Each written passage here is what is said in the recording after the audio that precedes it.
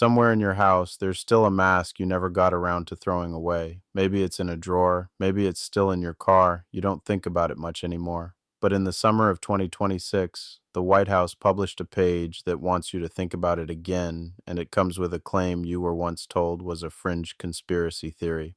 The claim is simple. COVID-19 did not start in a market, it started in a lab. Is that true? The real answer is messier than either side wants you to believe. Here's what actually happened. In April 2020, a paper called The Proximal Origin of SARS-CoV-2 was published, arguing the virus was almost certainly natural. Public health officials cited it constantly. It helped shut the lab leak theory down for years. But congressional investigators later found the paper's authors privately doubted their own conclusion, and that Dr. Anthony Fauci, then the country's top infectious disease official, helped shape how it was framed. That single fact cracked the story wide open. So, what is the government's actual case? It rests on 5 points. First, they say the virus has a genetic feature not found anywhere else in nature. Second, every early COVID-19 case seems to trace back to one single spillover event, not the messy, multiple introductions you'd expect from an animal market. Third, Wuhan just happens to be home to China's leading coronavirus research lab, a lab with a documented history of high-risk experiments under weak safety protocols. Fourth, several researchers at that lab reportedly fell ill with COVID-like symptoms in the fall of 2019, months before the world ever heard of Wuhan. And fifth, investigators argue that if a natural origin were real, the evidence would have surfaced by now. It hasn't. The government's report also names names. It points to Dr. Peter Daszak and EcoHealth Alliance, the nonprofit that funneled American research money into risky experiments at that same Wuhan lab. It accuses federal health agencies of years of stonewalling. It's a striking, detailed case. But here's the part the White House page doesn't lead with. The World Health Organization's own scientific advisory group spent 3 years investigating this exact question. Their conclusion, released in 2026, was not that the lab leak is confirmed.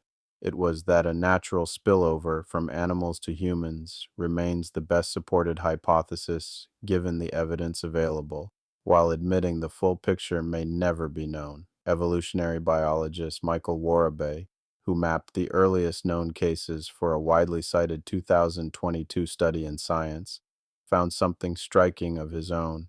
Those first infections clustered tightly around a Wuhan wet market, like ripples from a single point of contact. If the outbreak had started inside a lab across the city, you'd expect a scattered pattern, not a bullseye. He isn't alone. Most virologists still favor natural spillover.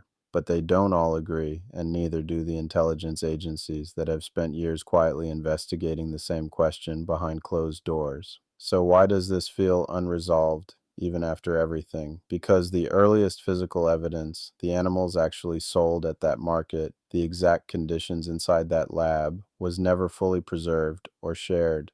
China restricted access from the very beginning, and once evidence goes missing, certainty goes with it.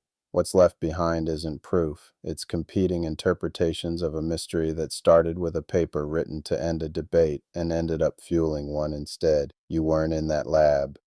You weren't in that market. Nobody watching this was.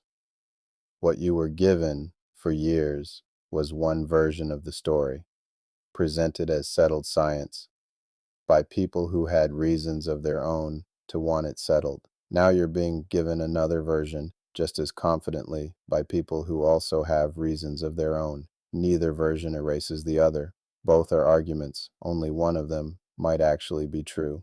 That mask in your drawer was never really about a virus. It was about trust in institutions, in experts, in the story you were told during the scariest years of your life. And whether the truth turns out to be a market stall or a laboratory bench, the real lesson might be this. The next time somewhere hands you a confident answer to an impossible question, ask what they gained by being the one who told you.